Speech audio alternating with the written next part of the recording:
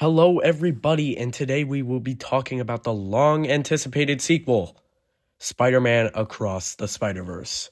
Now, if I'm being honest, I wasn't really going into this movie expecting much, not because I didn't enjoy the first one and not because I'm not a fan of Spider-Man, just because I literally went in knowing nothing. I didn't really watch any of the trailers. I didn't really watch any of the clips except for like the ones that were like posted on TikTok every once in a while. And I pretty much just went into this movie thinking Spider-Man 2099 is going to like choke slam Miles Morales because he did something. That's about all I knew. And as usual, I'm obviously a little bit limited on what I can show in this video based on like how it relates to story, because I don't want to ruin anyone's experience with the movie. But I can start off saying that this movie, just like the first one, is visually just a masterpiece. The animation in this movie is just mwah, chef's kiss. You know what I'm saying? Like, it's just absolute top notch when it comes to animating.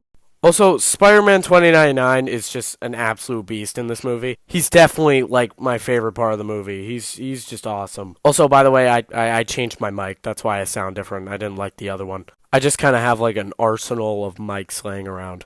Anyway, I don't really understand why nobody's talking about Spider-Man 2099's, like, complete bulk. If you don't know what I'm talking about, this is what he looked like at the end of Spider-Verse 1. And this is what he looks like in Across the Spider-Verse. Jesus Christ, look at those shoulders. God damn! Every season is bulking season for this man. Anyway, but the amount of, like, Easter eggs there are in this movie is just insane. Like, if you're a huge Spider-Man fan like I am, you're just gonna be looking around constantly and you're just gonna be seeing, like, all your favorite Spider-Man. Like, no joke, I just noticed a new one while I was looking at this clip. They put this guy in.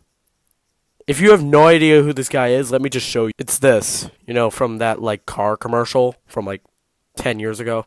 If I had to sum this movie up in one sentence, it would just be, it's fun. It's a fun movie.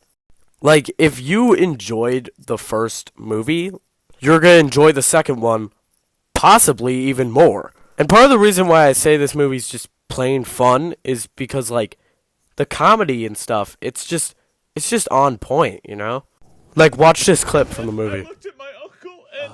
let me guess. He died? Uncle Ben! Now, I'm gonna be real with you guys. Like, I think this movie is a little bit too long. Like, I think in the last, like, 20 minutes or 30 minutes of the movie, it's not bad by any means. Like, I really enjoyed the end of the movie. It had an amazing ending. Like, it's not bad by any means.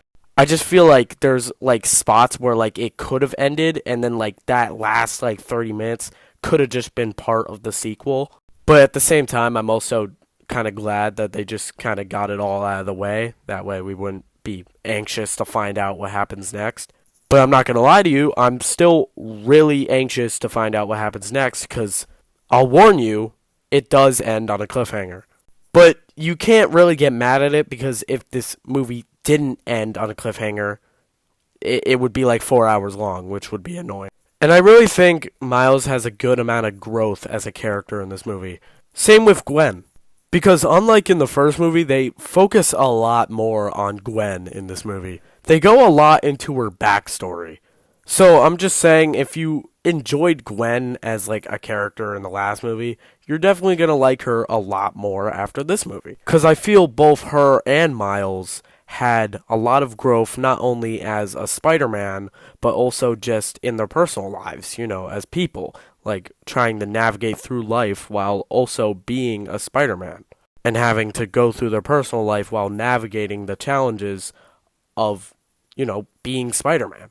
Also, I just wanted to say thank you to the kind people at AMC, because they gave me free posters! Ah, look at how cool it is! But seriously, thank you. Anyway, that's about all I gotta say about this movie. Make sure you go watch it.